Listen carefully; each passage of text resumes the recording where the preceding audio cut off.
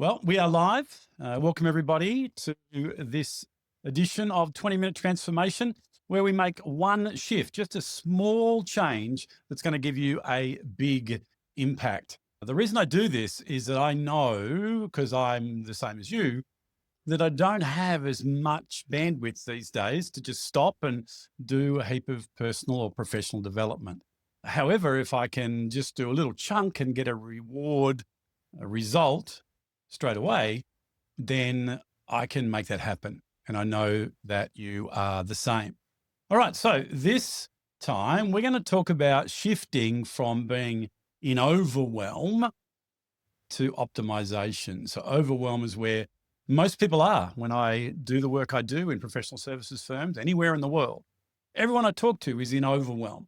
They've got a to-do list, which is never getting any smaller. They've got expectations that other people have, whether they're internally or their clients or whoever, and then outside their work life as well.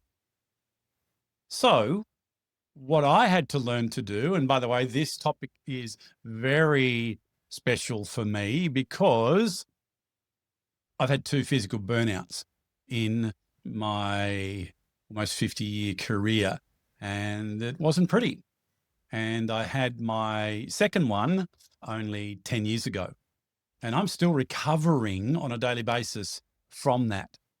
So what I had to learn to do, I'm passing on to you, and that's about sustaining your performance in a high energy environment. So the shift that we're going to be making here is in the area of performance. So if you look at all the 9 crucial shift areas that I work in, this is in the performance area, which fits in professional leadership. So we've got the shifts in personal leadership, which is about leading you. And we've got the shifts in people leadership, which is about leading others. But these ones down the center, these are about you getting the best out of you, getting results through your own efforts. And the foundation of all of that is how you look at firstly, and then the behavior that you have within your performance. All right. So the shift is going from being in high performance mode all the time to sustainable performance.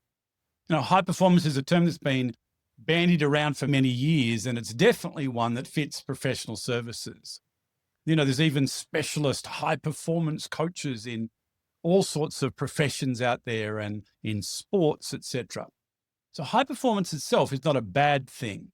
However, high performance for a long period of time without having a support structure around it is what causes burnout. So the first step here is for us to shift our mindset around the fact that we need to be in high performance mode all the time. Because when you're in high performance mode, you will not achieve, or when I say high performance mode for an extended period of time, you will not achieve what you want to achieve because you get to the point where you just don't have enough energy. You're just exhausted, not just physically, emotionally, mentally. There's this thing called decision fatigue, so much more that we know now. So shifting to something that is more sustainable. So yes, there are certain times where, you and I, in what we do, we have to put our shoulders down and get into it and get some stuff done because there's a deadline that a client wants or whatever. But doing it in a way that means you're going to do it for longer. I hope I've got your attention and you're ready to move on. So I like to look at 3 things here. And as you know, I love models. So looking at this performance optimizer, there are 3 things that I want us to look at. The first thing is that you need to have clarity. By the way, if you haven't downloaded the worksheets yet, you can do that later. You'll be able to watch this again on the replay. So clarity around what it is that you've got to do, but also who I need to be. Where does this career of mine fit into my overall life? Having clarity around everything so that you know why it is that you're performing, who it is you're performing for, and you can make sure that you're doing that for the right reasons. And that work we continue to do down in the identity area. The second thing is that you and I have a capacity, just like your phone has a capacity in its battery. A human being is the same. We're not something that's infinite in terms of being able to just keep going all the time. So understanding your capacity and doing what you can to optimize your capacity is really important. And then, particularly in this day and age, we need to look at your agility. How does change on a daily basis, hourly basis? From 10 minutes ago, I was going down this way and then this happened. How does agility fit into what you're doing? Are you able to flex? And I'm not talking about at the gym. Are you able to zig and zag? Because we're in the fastest paced, ever changing world that we've ever been in. All right. So when you put these all together, you're going to be able to optimize your performance. All right. So when you've got that clarity and when you understand the capacity and you do the work that you need around that, this is where you can make some progress. You can get some stuff done. But that's just a start point.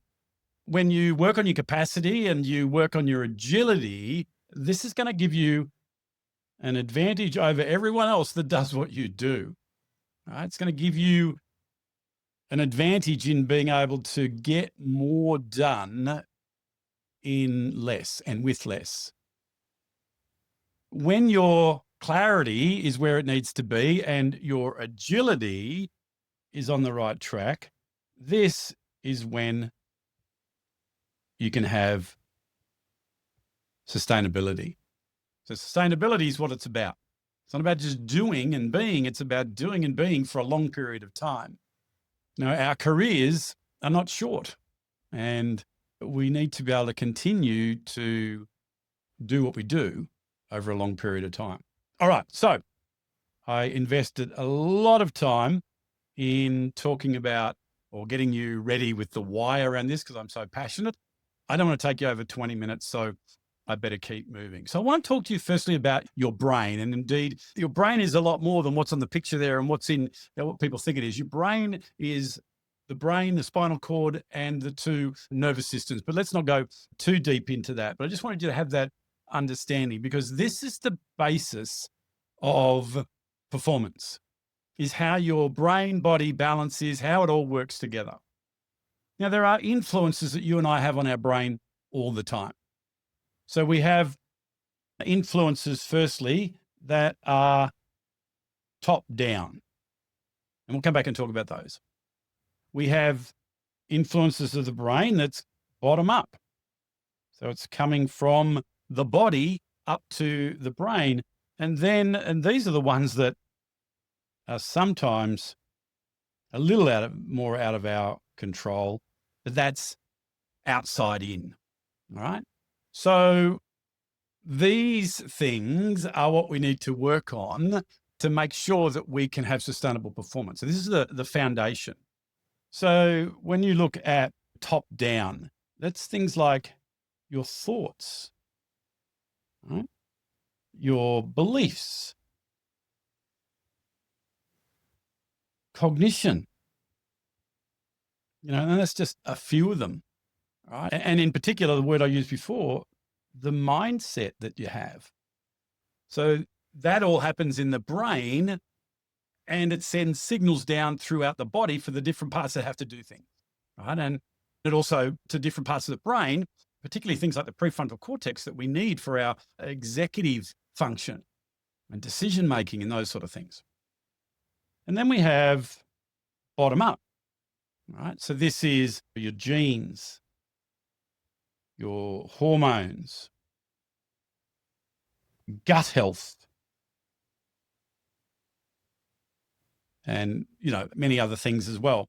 On top of that, and we're going to talk about some of these things, is your sleep, your movement. So all these things have an effect and send signals up to the brain that have an effect on your performance. And then we've got outside in, all right, which is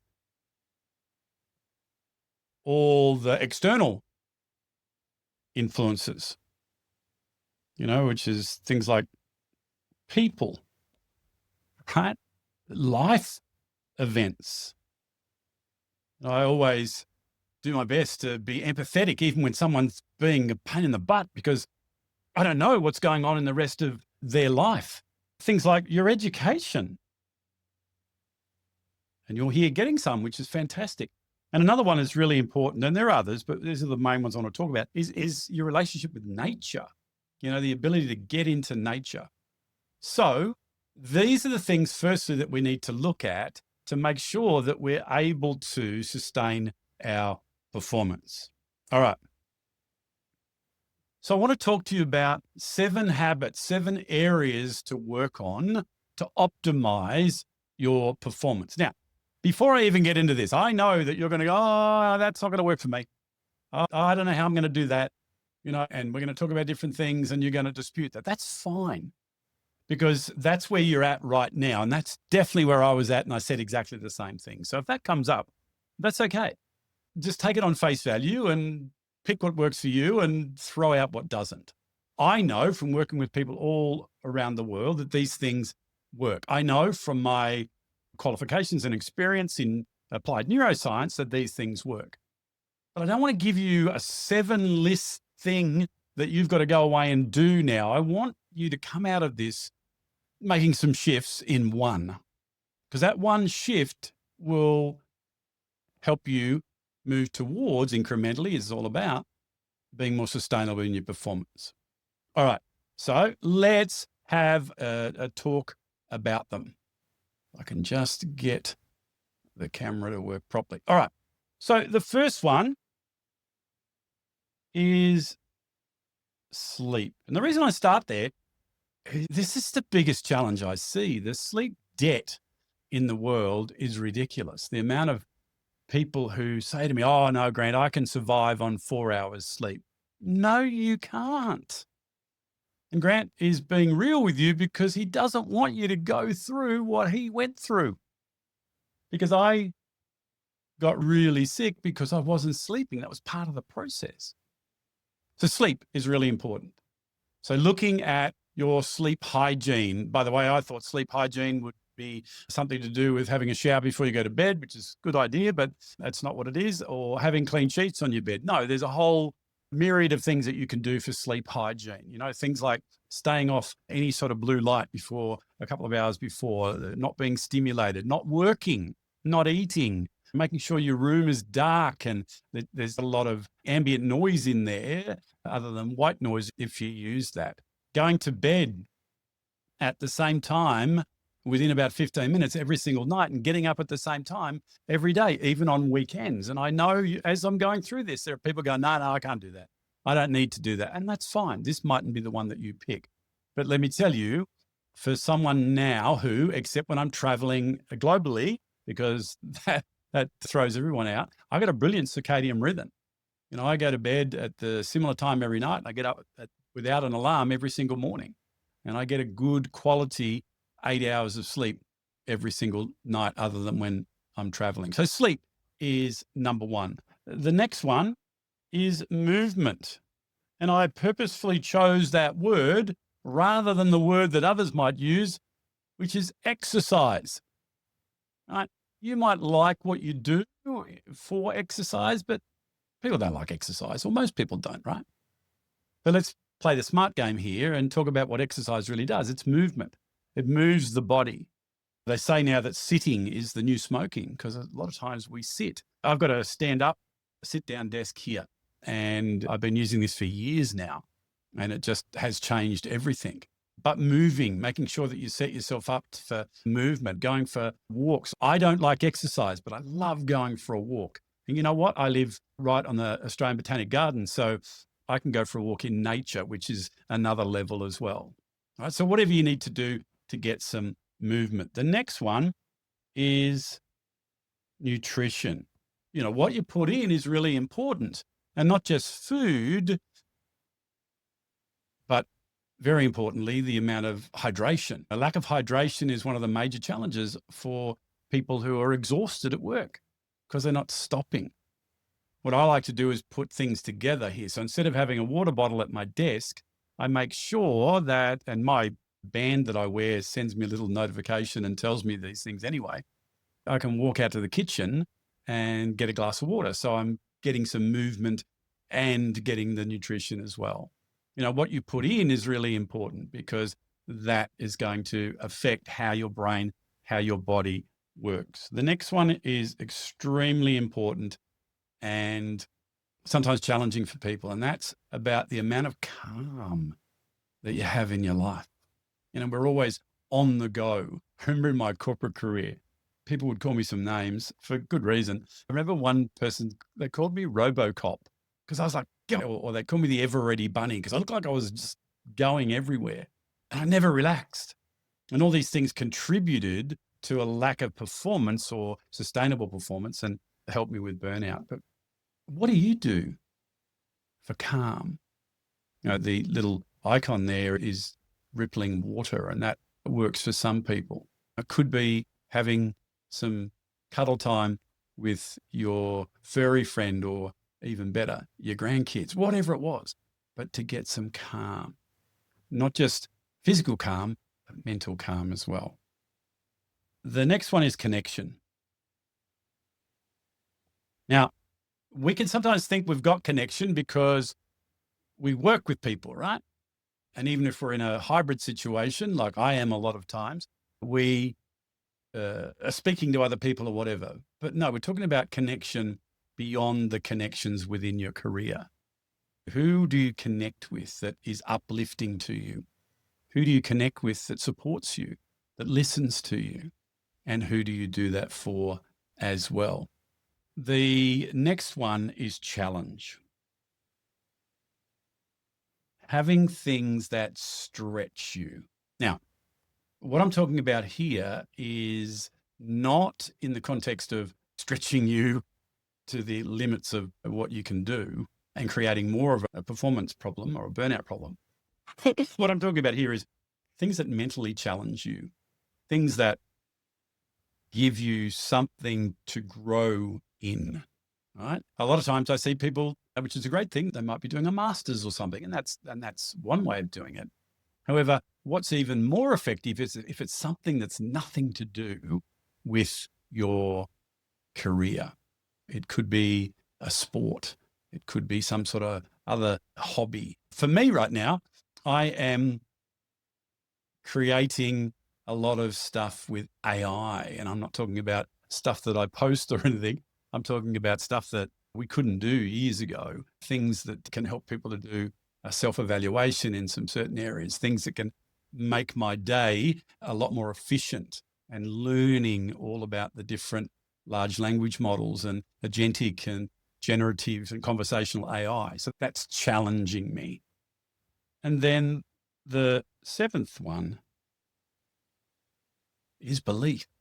And most importantly, belief in yourself. And on top of that, having belief in others, having belief in what you're doing in your career, having belief in the world. That can be sometimes a little bit challenging with what's going on in the world at the time of me doing this. But those 7 key areas will help you to be more sustainable in your performance and to get more influence, more income, more impact in your career without burning out. So to learn it is great. But what I want to encourage you to do, and we're not going to do this now, is I want to give you something that you can go through and reflect on that's going to help you choose what is it that I'm going to work on, right? What's the thing that I'm going to work on first? So you'll see here, I've got the 7 down the left-hand side, across the bottom there, just a simple scale, 0 to 10. 0 means not at all, it's terrible, it's non-existent. 10 means it's perfect. So you probably won't get 10 on anything. So, it might be sleep. So for me right now, I can probably go about there. Movement, you might be here. Nourishment here. Calm, whatever it is for you. I'll just add those in there. So it doesn't matter what the person next to you's got. It's about you, and it's your self-reflection. And then from that is to be able to go, and I've given you a sheet for each of those 7. So the one that you go, you know what, that's the one that I'm going to pick. And then look at two things. What are some mindset shifts that you have to do with that? So this one's belief and belief. So it could be beliefs about yourself, right? Shifting those limiting beliefs that you have about your worth, your value, your ability. It could be about others, whatever it is. It could be if we're doing something different around calm, you might have a mindset that says, oh, I don't have time for that, or I don't have anywhere to do that, or whatever. So it's shifting the mindset around those things is what we're talking about. And then, so what are the shifts in my behavior? What do I need to do differently? What do I need to stop doing? What do I need to start doing? And then it's a matter of, once you've done that, is just like we do with every single one of these transformations, is go to this last page and go, okay, so what are the key insights here for me? It could be that I need to get more sleep, whatever it is, right? Then come up with, what's the next step? What's the first thing? And it could be the first couple of things that you need to do to start that change and make that shift. And most importantly, as you do that, what's the impact going to be? When you have more energy, when you know that you have the ability to get everything done that you need to get done, but you're not going to burn out, you're going to be able to do what you want to do longer, and you're going to be able to have the ability to do the things you want to do outside your career as well. Who's that going to impact? How's it going to help you? How's it going to help your family, your significant others, whatever it is for you? How's it going to impact your career? So there we have it. Another 20 minutes where we made one shift that's going to help us to have more impact in our career. I'd love to hear down below, wherever you're watching this, any comments that you have, any questions. If you want to do some work in this area and it's something that you feel like is holding you back, reach out. We'll see how we can get someone to help you with that. But I look forward to seeing you again in 2 weeks' time when we do our next shift. I'll see you then.